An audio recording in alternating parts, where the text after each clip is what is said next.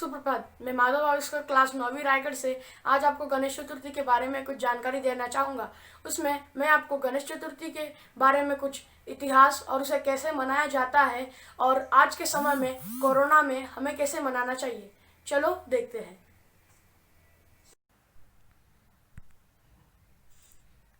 और अब मैं आपको गणेश चतुर्थी के बारे में कुछ बताना चाहूँगा। गणेश चतुर्थी हिंदुओं का एक प्रमुख त्यौहार है। यह त्यौहार भारत के विभिन्न भागों में मनाया जाता है, किंतु महाराष्ट्र में बड़ी धूमधाम से मनाया जाता है। गणेश चतुर्थी पर हिंदू भगवान गणेश जी की पूजा की जाती है। कई प्रमुख जगहों पर भगवान गणेश जी की बड़ी प्रतिमा स्थापित की जाती है। इस प्रतिमा का 9 दिन तक पूजन किया जाता है। बड़ी संख्या में आसपास के लोग दर्शन करने पहुंचते हैं। 9 दिन बाद गानों और बाजों के साथ गणेश प्रतिमा की किसी तालाब इत्यादि जल में विसर्जित किया जाता है।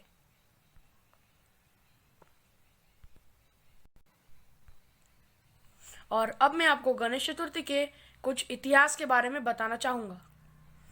बाल गंगाधर तिलक, जो गणेश चतुर्थी की परंपरा को वापस लाए और इस त्योहार की निजी परिवार समारोह से एक भव्य सार्वजनिक आयोजन में बदल दिया। 1893 के आसपास जब तिलक ने गणेश उत्सव को एक सामाजिक और धार्मिक कार्य के रूप में व्यवस्थित करना शुरू किया, उन्होंने मंडप में गणेश की मूर्ति को स्थापित करने और 10वें दिन विसर्जन की परंपरा की शुरुआत की। इसका उद्देश्य सभी समुदायों के लोगों को एकजुट करना था।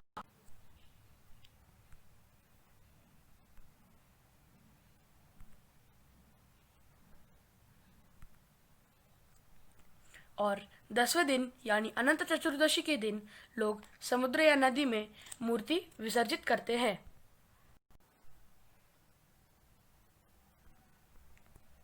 परंतु इससे समुद्र और नदियां बहुत प्रदूषित होने लगी।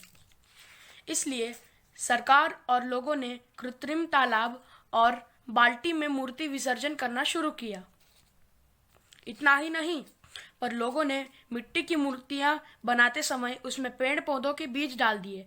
इससे जब लोग गमलों में मूर्ति विसर्जित करने लगे, तब मूर्ति के अंदर डाले गए बीज से पौधे उगने लगे। इसे लोग प्लांट गणेश भी कहने लगे।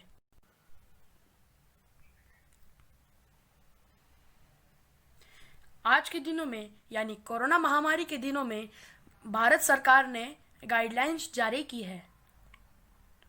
महाराष्ट्र सरकार ने जारी की गाइडलाइंस। इस साल विसर्जन पर रोक की अपील, ऑनलाइन दर्शन और आरती की व्यवस्था। पूजा से पहले सभी गणेश मंडलों को नगर निगम और स्थानीय प्रशासन की अनुमति लेनी होगी। कोरोना संक्रमण को देखते हुए कोर्ट और निगम के आदेशों का पालन करते हुए सीमित संख्या में पंडाल बनाए जाएंगे। पूजा साधारण ढंग से कम भव्य सजावटों के बीच की जाएगी। सार्वजनिक स्थानों पर रखी जाने वाली प्रतिमा की ऊंचाई 4 फीट, जबकि घरों में इसकी अधिकतम ऊंचाई 2 फीट रहेगी। मेटल मार्बल की मूर्तियां पर जोर। मूर्तियां एनवायरमेंट फ्रेंडली हुई हो और घर में ही विसर्जित की जाएं। घर में संभव न हो तो घर के निकट ही किसी बनाए गए स्थान पर विसर्जित की जाएं। इस साल इस पर रोक भी लगाई जा सकती है और अगले साल भाद्रपद में विसर्जन का काम किया जा सकता है। अपनी इच्छा से पूजा के चंदे लिए जा सकते हैं। विज्ञापन हो, लेकिन इसमें लोगों को भीड़ जुटाने की अपील नहीं होनी चाहिए।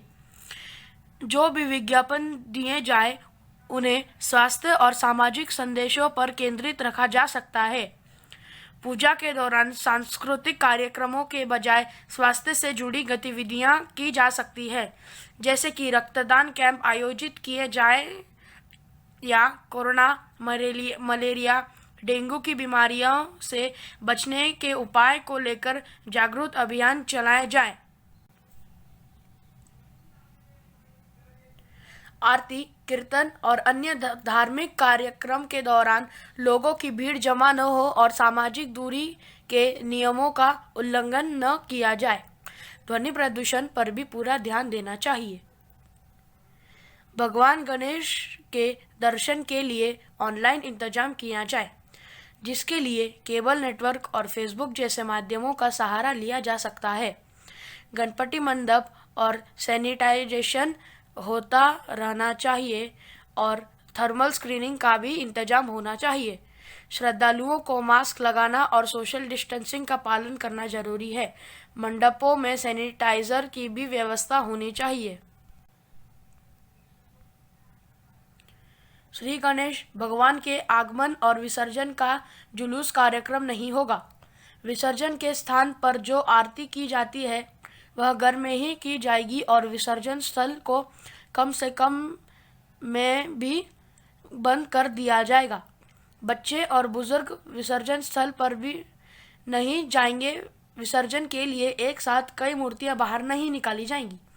नगर निगम, अलग अलग बोर्ड, हाउसिंग सोसाइटी, जनप्रतिनिधि और एनजीओ की मदद से कृत्रिम झीलें बनाई जाएं जिसमें मूर्ति विसर्जन का कार्यक्रम हो।